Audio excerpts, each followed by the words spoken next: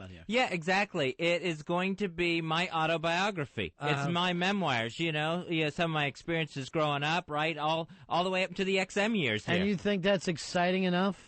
Oh, I think so, yeah, definitely. It's not going to be February 13th, went to the mall, found nice shoes. No. It's not like some schoolgirl diary or anything. Right. This is exciting tales. I've had a lot of experiences. All right. Growing up.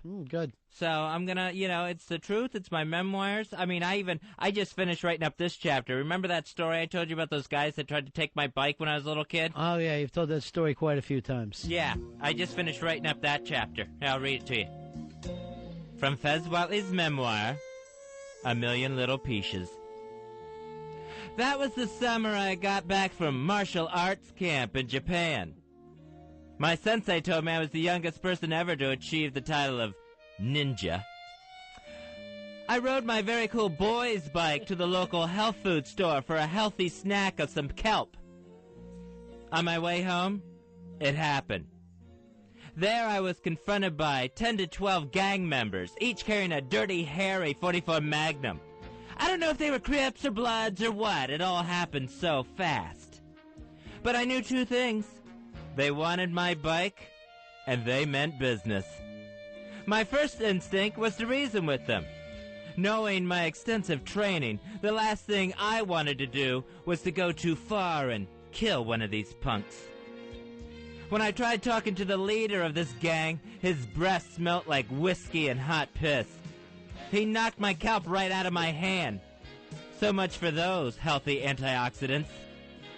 Then came the struggle for my boy's bike. I did what I had to do. I broke the handlebars off my own bike and fashioned them into a crude homemade pair of nunchucks. What happened next is pretty much a blur. I took out the leader quick with a strike to the throat. The toady behind him was next. A roundhouse kick and a pair of handlebar nunchucks to the skull later, he was down. The other 15? Well, that was just for fun. By then, the cops had showed up, man. It must have looked pretty bad, with about 20 punks laying there, in their own blood, shit, and semen, moaning. And me standing over them, wearing nothing but my nunchucks and a smile.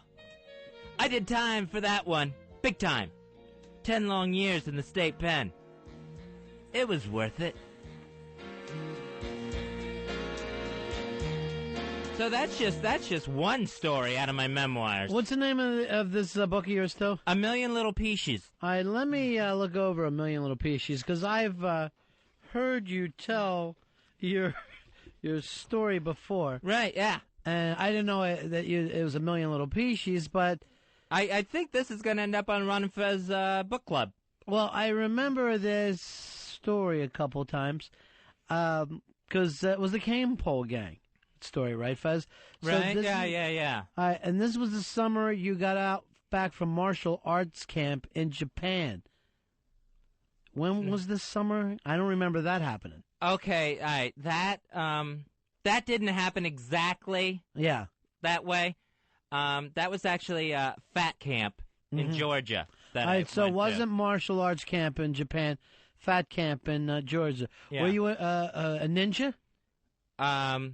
No, but you were a Nancy. Yeah, yes. See, the way I remember it, I was a ninja. Yeah. But I guess it didn't happen that way. It was one of the Fat Camp counselors saying I attacked the food like a ninja. Yeah, because so it's just, it's the way I remember it. It's very rare for them to give out the title ninja at Fat Camp. Right, yeah. All right, here's another problem I have with this. Yeah.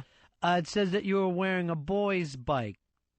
You were riding a boy's bike. Yeah, I was riding my boy's bike. Yeah. Down to the health food store. Did you have a boy's bike? Not exactly. Did it have a bar there in the middle? No. It was a hand-me-down bike from my sister. What color?